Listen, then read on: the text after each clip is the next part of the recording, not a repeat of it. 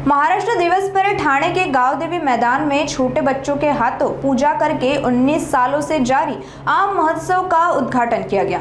यह महोत्सव 1 मई से 10 मई तक महाराष्ट्र कृषि विभाग और कृषि पणन मंडल के सहयोग से संस्कार सेवाभावी संस्था और कोकण विकास प्रतिष्ठान द्वारा आयोजित किया गया है। इस मौके पर विधायक संजय केलकर और निरंजन डावखरे समेत कई लोग मौजूद थे।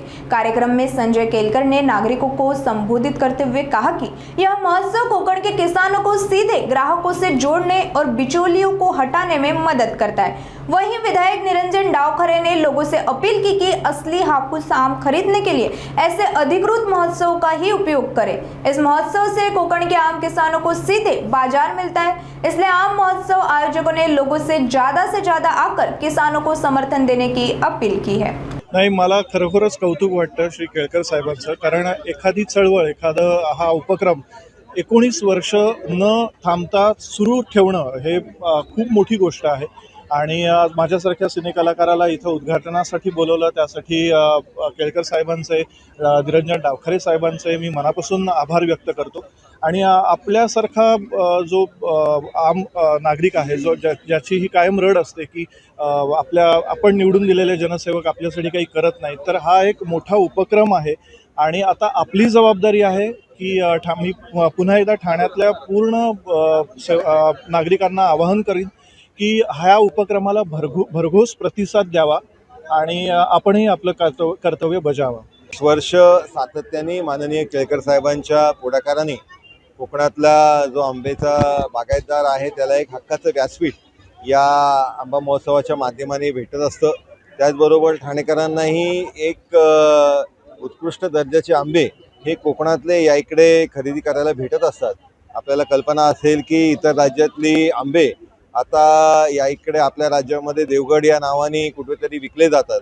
त्याच्यामध्ये हुशारीने पॅकिंग करताना पण त्याच्यामध्ये मराठी पेपरच टाकले जातात। तर या बाबतीत आपण सगळ्यांनी सावधगिरी बाळगत असताना या आंबा महोत्सवामधनं आपल्याला खऱ्या अर्थाने कोकणातलेच आंबे, देवगडचेच आंबे हे या इकडे आवर्जून बघायला भेटतात।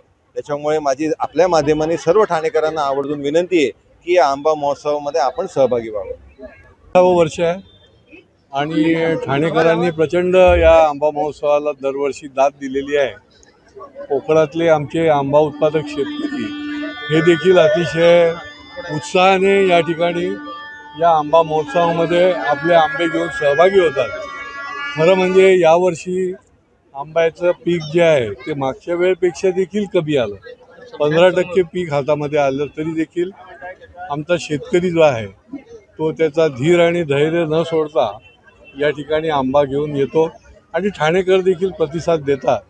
मला निश्चितपणे खात्री आहे की या आंबा महोत्सवामध्ये शेवटी हा महोत्सव जरी म्हणत असलो तरी ही एक चळवळ आहे। ही आंबा उत्पादक शेतकरी आणि ग्राहक यांना चांगला दर्जेदार माल मिळाला पाहिजे, कुठल्याही प्रकारची प्रक्रिया केलेला असता कामा नये आणि वाजवी भावाने उत्तम दर्जाचा आंबा मिळण्याकरता ही एक चळवळ जी राबवतोय त्याला ठाणेकरांनी आणि आजूबाजूच्या लोकांनी देखील खूप प्रतिसाद दिला आहे। मला वाटतं मी ठाणेकरांना आवाहन करतो की आपण ज्या महोत्सवाची वाट बघत असता तो 1 मेच्या महाराष्ट्र दिनी, कामगार दिनी हा आंबा महोत्सव दरवर्षीप्रमाणे सुरू झाला आहे। आपण अवश्य या महोत्सवाला भेट द्या आणि आमच्या आंबा उत्पादक शेतकऱ्यांना बळ द्या।